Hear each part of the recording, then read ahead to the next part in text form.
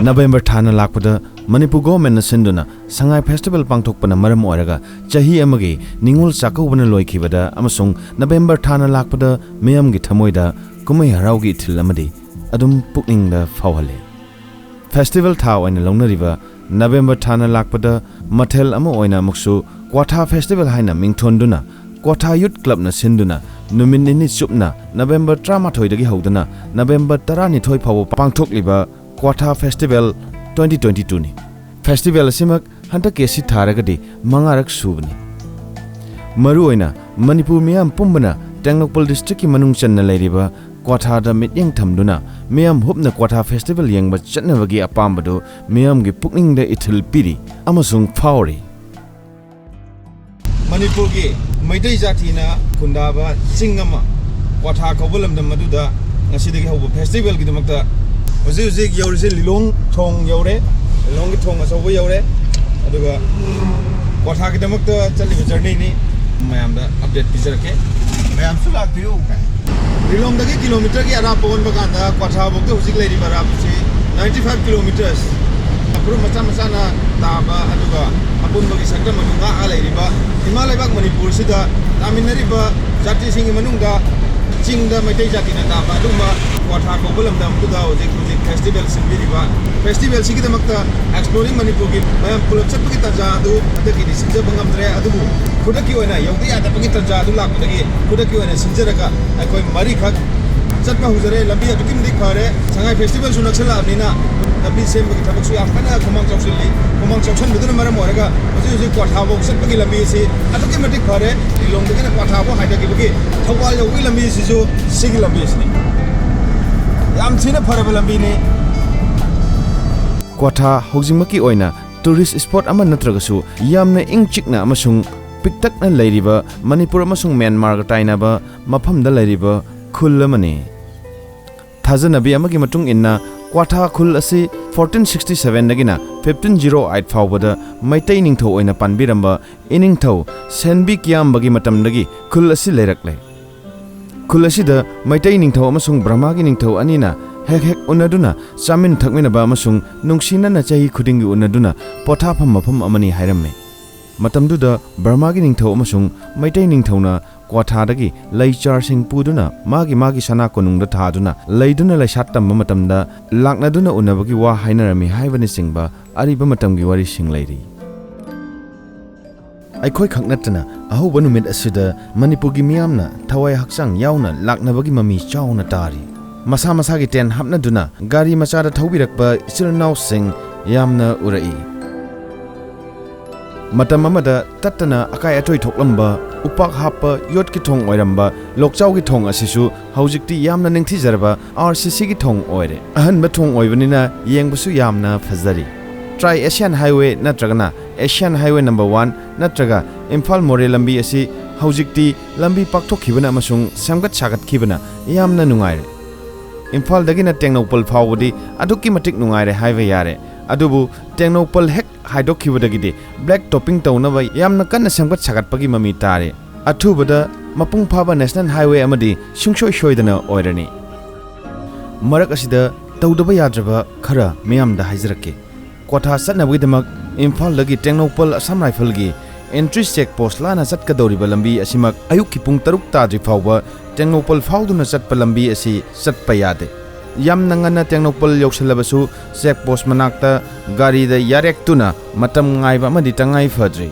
get lon ba masung lambi chatpa yahanda bagi matam masi numidangi oina pung kaya da check post asigi get lon bagi haibadu video yengbi ba isilnau singi marakta khangbi ba yaurabadi comment ta haibiramu thabak khudimaki afaba maikai amasung phattaba maikai leibagumna check post asigisu afaba masung phattaba maikai leiri Kwatha da chatluraga ahing ama yarektana halakpagi wakhal leibirabadi matam ngalingaida check post asi lanthok hobagi tangai phadabadu leiri lanthok hodaba taragadi mathangi numitki ayuk pung taruk phawba ngaiba tari masimaki niyom asi festival matam gumbadari khara semtok haningbagi apambadu miyam da leiri Imphal romdagi Tengnopal henduna laklaba matung Khudeng thabigi Assam Rifle check post yaudringai marakta Kwatha lamkai thengnarabada lambigi nongpok thangba sarukta haithakriba lambida chaurakna kilometers 5 makhai muk changsillaga Kwatha khunjau leirani lambi asimak double lane oidramakshu hojikmakti black topping tawrabana chatpa amasung gari thobada Kwatha khunjau yoksanbada khudong chahalli adubu Kwatha khunjau yodringai meter 5 guma walingaida lambi adudagi border pillar 81 leiriba Kwatha khunjau romda changsilliba lambi di black topping tawdribana khajiktang khudong chadri handak chahi gi Kwatha festival 2022 gi maru oina camping tawnariba mafam ase lambi asida changsillaga leiriba mafam singdani lambi asimak Kwatha adventure valley gi semgat chagatliba mafam adu yaugadawriba lambi ni Kwatha Adventure Valley da samgat chagat pakaya aduna miyambu pukning singsilli lambi asida maru oina aikhoina chatluriba sisu 5 March 1824 dagi 24 February 1826 phawbada chathakhiba Brahmana British singi makhutta maithiba nangkhiba ahanba Anglo Burmese land matamda Manipur gi ningthau Raja Gambhir Singhna Burma da lanta sinduna Myanmar gi nongchup thangba Saigyang gi sarukta Hirok amasung Yoma Chingjau ani gi marakta leiriba Kabaw Tampak asi lausin lambagi wari leiri yengbada fajarba mafam adu ubra udabra haibadu yengning manna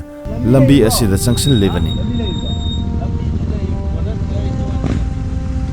Tampak adu da maru oina Maitai Furuf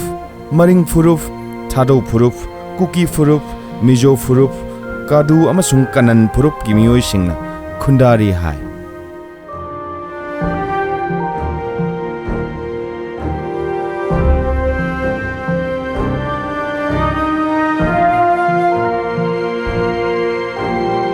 khunau dugina meter sani muk chatlaga 81 pillar leirabe turin dugi wamu dudi amu naga ilam oreba maringi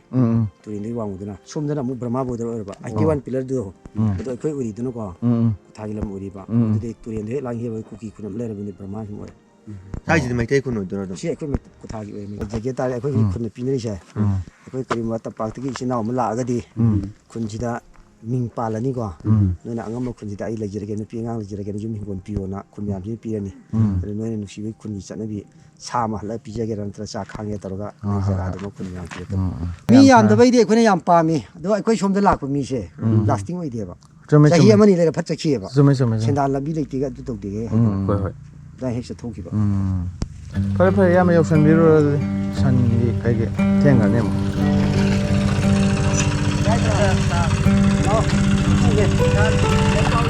te bi koi la khoni chalo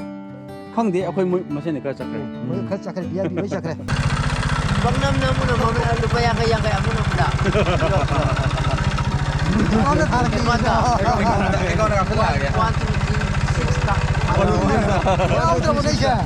water ka gaul dra 1 2 3 6 ta kapsa ra ge 1 2 3 ka ba akhoi ka pa ne 1 2 3 gaul da 1 2 3 ka ba 1 2 5 ka po he ka lo puri la khoni Da poli che lao gai thongchen ma yadre ai ne asi chiga tau je ne ba ya jo ai tha ka chalao kare adu gai ju wai ke asok ko to ai lo ching la ya so dhamga da chalo se moi photo kam la khoni kholo koi la khonte ba alma biri photo kam la oi beli ko photo ka bane ka pe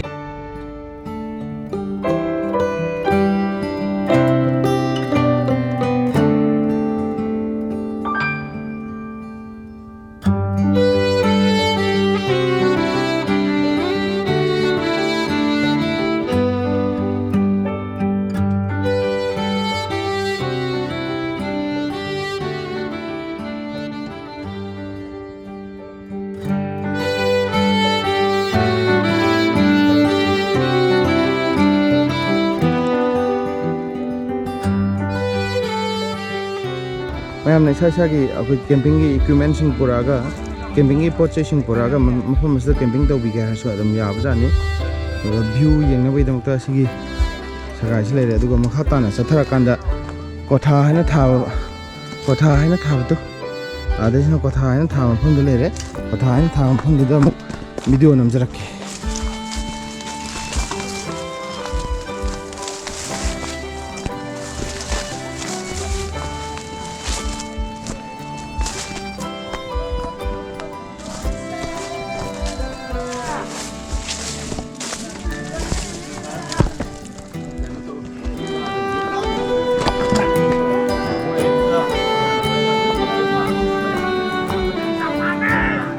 ꯁꯤꯁꯤꯃ ꯃꯌꯥꯝ ꯆꯪꯅ camping ꯇꯧꯕꯒꯤ ꯃꯐꯝꯗꯨꯃ side ꯑꯃ ꯂꯩꯔꯦ ꯑꯗꯨꯒ ꯁꯣꯝ ꯅꯥꯀꯟꯗ ꯁꯤꯗ ꯒꯥꯔꯤ ꯊꯧꯖꯤꯜꯂꯛꯄ ꯌꯥꯏ ꯒꯥꯔꯤ ꯊꯧꯖꯤꯜꯂ ꯃꯇꯨꯡꯗ ꯁꯤꯗ ꯈꯥꯝꯃ ꯃꯇꯨꯡꯗ ꯁꯤꯗ ꯃꯌꯥꯝ ꯀꯦꯝꯄꯤꯡ ꯇꯧꯕꯒꯤ ꯃꯐꯝꯗꯨꯅꯤ ꯑꯗꯨꯒ ꯁꯤꯅ ꯀ꯭ꯋꯥꯊꯥ ꯈꯨꯅꯧ ꯆꯠꯄꯒꯤ ꯂꯝꯕꯤꯗ ꯂꯩꯕ ꯀ꯭ꯋꯥꯊꯥ ꯍꯥꯏꯅ ꯊꯥꯕ ꯃꯐꯝꯗꯨꯅ ꯁꯤꯗ ꯂꯩꯔꯦ